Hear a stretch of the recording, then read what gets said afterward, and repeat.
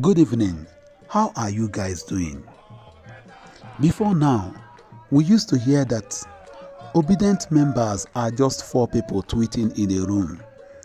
As if that's the end. We began to hear that P2B and Labour Party are parties that are structureless. They don't have any structure. They went on to tell us that the North are not going to vote for Mr. P2B.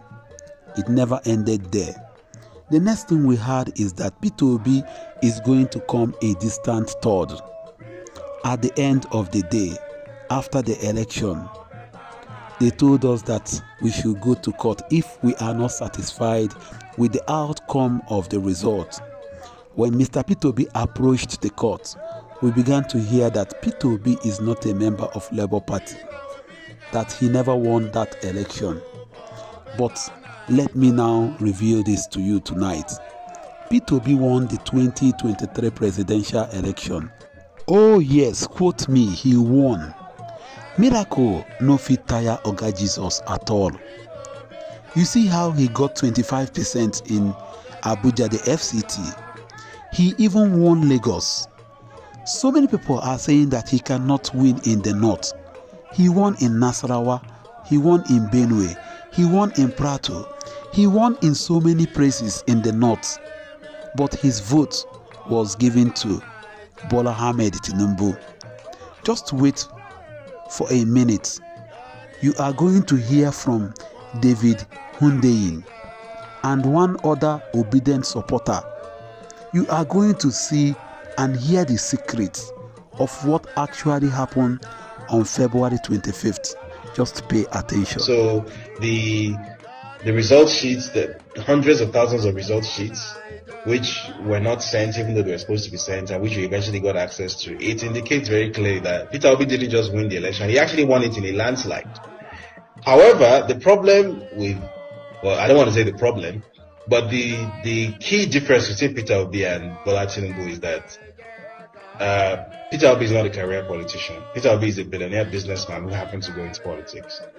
Had it been the roles were reversed, and it was Tinubu who was in a situation where he won an electoral landslide and then his mandate was stolen by the other candidates, what Tinubu would have done is something like what's that Kenyan candidate who lost the election? What's his name? Raila Odinga. Raila Odinga. Thank you very much. So what Raila Odinga did in I believe it was 2015 or 2016? No, it was 2015, where he was declared the what's his name? Uhuru Kenyatta was declared the winner of the election. Then Raila Odinga took his supporters to some stadium or whatever and got some judge to do like a mock swearing in and called himself the people's president. That kind of stunt, even though you could say it's treasonous, that's exactly the sort of thing Tinubu would have done if he was in Peter Obi's position. Because that's what a politician would do. If you know that the people are on your side, or you have a large enough number of people on your side, then you know that there are other cards you can play in addition to just going to court. Because you know that the security agencies, for example, are not going to come after you, because if they know that if they do, they can start a civil war. So you play that to your advantage. That's what an African politician would do. Well, Peter Obi is, as I said, is a businessman, he's not a politician.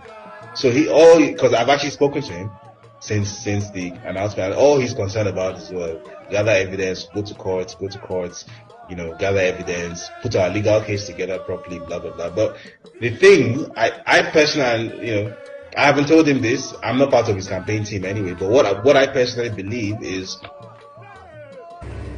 But when I heard him preaching about the sacredness of democracy and free and fair election in relation to his neighbor Niger, when I heard him as a saint, like Saint Francis of Assisi, talking about the absolute unacceptability of people coming to power in an African country, other than, by implication, like him, through a pristine election system, I began to look more closely at him.